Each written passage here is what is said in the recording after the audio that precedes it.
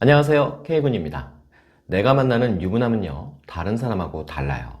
내가 만나는 유부남은요, 좋은 사람인 것 같아요. 나는 그 사람 자체를 놓고 평가하고 생각하는데, 주변 사람들은요, 그 사람을 유부남이라는 타이틀로 놓고 생각하고 평가해요. 그래서 오늘은 제 나름의 생각을 정리해본 유부남의 딜레마에 대한 이야기를 해보도록 하겠습니다. 보시기 전에 구독과 좋아요 부탁드릴게요. 여자인 나는 지금 유부남을 만나고 있어요. 그리고 내가 만나는 이 유부남은요, 다른 유부남들하고는 다르게 분명히 좋은 사람인 것 같아요. 나한테 배려도 많이 하고요, 애정 표현도 많이 해요. 돈 쓰는 것도 아까워하지 않고요. 이렇게 만나보면서 느낀 이 사람은요, 따뜻하고 정도 많고 어디 나무랄 데가 없어요. 단지 유부남이라는 그 상황이 그의 유일한 단점이죠.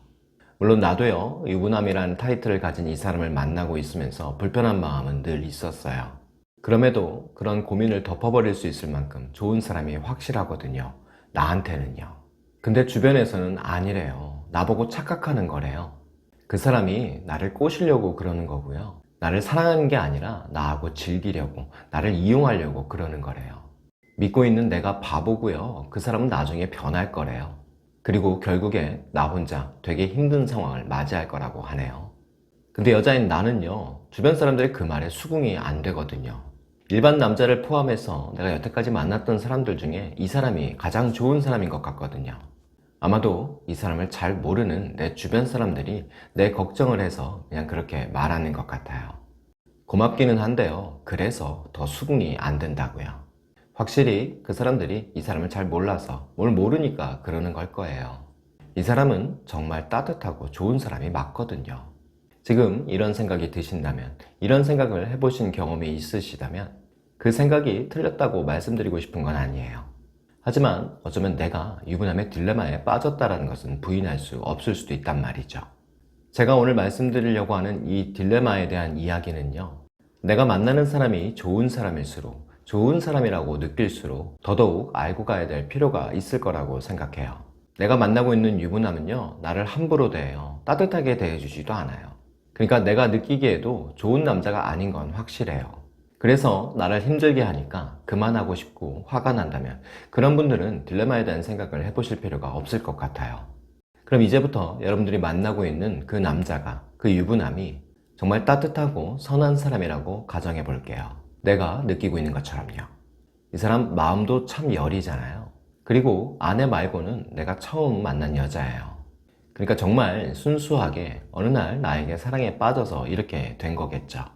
그러니까 여러분들이 생각하는 것처럼 이 사람 정말 순수하고 착한 사람이라면요, 그게 맞다면 이제부터 그 사람은 딜레마를 갖게 된다는 거죠. 그 사람은 아마 집에 가면 아내를 보면서 죄책감에 시달릴 거예요. 그래서 또 아내에게 연민애정을 느끼게 될 거고요. 그러니까 아내에게 잘해주고 싶은 마음이 들 수 있겠죠. 왜냐면 그는 순수하고 좋은 사람이니까요. 차라리 내가 만나고 있는 그 유부남이요, 양아치고 쓰레기인 게 확실하다면요, 나한테 잘하는 척을 할 거고요, 나한테 진심인 척은 할 거예요. 근데 적어도 그 사람은요, 아내에게 미안해 하지도 않을 거고요, 아내에게 잘하려고 하지도 않을 거예요. 그러니까 아내에게 잘 안 하는 만큼 나한테는 잘할 가능성이 높아질 수 있겠죠. 근데 그런 사람이라면요, 난 또 그 사람이 인간미가 없고 믿을 수 없는 존재처럼 느껴질 거예요. 이게 유부남의 딜레마인데요. 내가 지금 만나고 있는 이 사람이 좋은 사람이라고 생각된다면요, 나에게 잘하고 아내를 버리는 게 좋은 사람인지, 아내에게 미안해서 나한테 소홀해지는 게 좋은 사람인지 한번 생각해 보세요. 내가 만나고 있는 이 사람이요, 내 생각처럼 정말 순수하고 좋은 사람이 맞다면요, 나한테는 잘 못해야 되는 거거든요. 나한테는 잘할 시간이 없어야 된다고요. 그만큼 아내한테는 잘하겠죠. 그 대신 내가 얻게 되는 것은요, 이 사람은 정말 순수하고 좋은 사람이라는 확신일 거예요.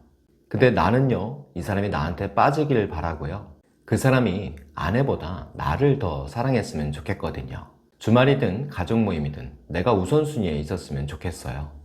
아내가 상처를 받든지 말든지 나만 바라봤으면 좋겠다고요. 내 바람은 그런 게 맞는 거잖아요. 그런데 그 사람이 또 정말 그렇게 해준다면 난 묘하게 이 사람에 대한 불신이 생기거든요. 순수하고 선량한 그런 사람이 아닌 것 같은 불안함이 생기겠죠. 왜냐면 자기 아내를 그렇게 기만할 수 있는 사람이니까요. 유부남도 딜레마고요. 나도 딜레마예요. 하나를 선택하면 하나를 포기해야 되는데 그가 누구를 선택하는 게 그가 좋은 사람이 되는 방법일까요? 그가 좋은 사람인 게 확실하다면 나는 그 사람을 신뢰하게 될 거예요. 하지만 아파요. 나를 챙기는 만큼 그 사람은 선량하니까 아내도 잘 챙길 거예요.